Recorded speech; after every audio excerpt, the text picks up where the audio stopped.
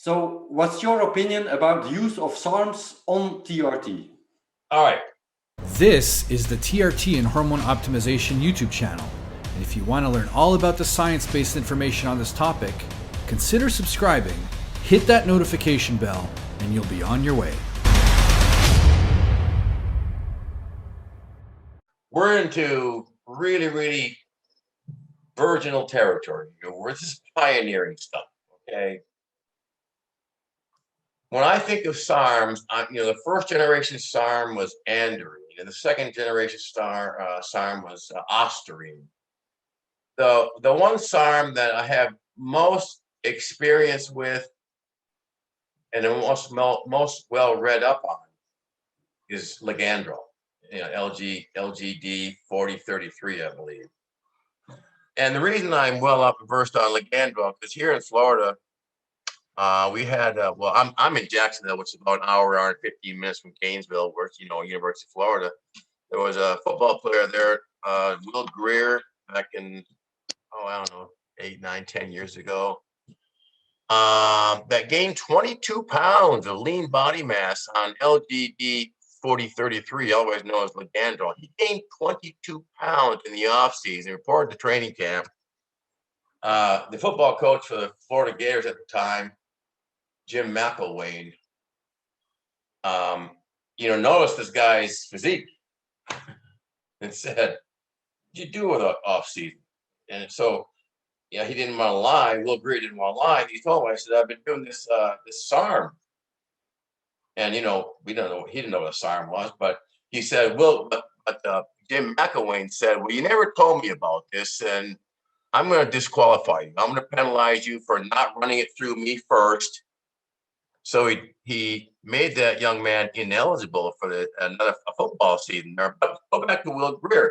The guy gained 22 pounds of lean body mass in the summertime before he reported to the fall camp. So I have to tell you, in my research of LGD 4033, first of all, let me back up. All of these substances are banned by WADA, the World Anti-Doping Association. They're all banned. But ligandrol came out in 2007. In all my reading, and this is all in also Bill Llewellyn's book, he says the most effective yet highly selective SARM to date. And he's researched it, and there's really only one downside to it. And that's what causes a significant dyslipidemia. In other words, it's going to really flip your lipid profile and disfavorably. I mean, it's going to quash, it's going to elevate your LDL a bit, it's going to definitely bury your HDL a bit. Again, a lot of anabolics do that, but that's the only thing his research discovered about the LGD ligandrol is that it's heavily disfavorable to a favorable lipid profile. But other than that, it's got great anabolic effects, very minuscule androgenic effects. No serious adverse drug reactions in dosing it up to 22 milligrams per day. So it can go up to 22 milligrams per day without any documented side effects. But the usual athlete or the physique athlete takes anywhere from 2 to 10 milligrams per day every day. And research indicates that it's comparable in anabolic properties as stanozolol or Anavar.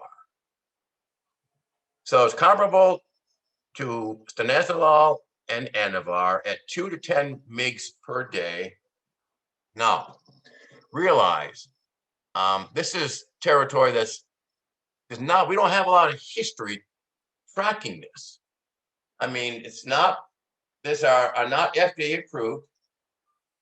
Steroids have been around forever. SARMs haven't. So we're still finding out how to stack these things. I haven't come across any contraindications to running a SARM with anabolics. But like anything else, you have to watch your blood work and make sure that your lipid profile is not disfavorable. And like anabolics, I just tell people, listen, the best vitamin you can take for your dyslipidemia, whether it's inherited or induced by anabolics or SARMs, is to run some niacin. Run the highest dose niacin, the flush niacin, highest dose you can. If you can tolerate, 500 milligrams of niacin 3 times a day with meals, then do it, because that will flip your dyslipidemia, whether it's brought about by genetics or anabolics or SARMs, into a much more favorable profile. And I also tell people, if you're going to run any type of anabolics or SARMs, it's always safest to run it with a 81 milligram enteric-coated aspirin, just in case there's a hypercoagulability that you haven't picked up on. And so, very safe, very effective. N of 1, Will Greer gained 22 pounds on it. I don't know of anybody else offhand that's spoken to me about their gains on it, but research indicates it's very safe and very effective, as I told you earlier, in up to 22 milligrams per day. Yeah. So very interesting. Thanks. Yeah, great. Thanks so much for having me again, Stephen. I do appreciate being able to contribute on occasion to this wonderful podcast. And now give this video a thumbs up and go watch one of these videos to learn a ton more about TRT and hormone optimization.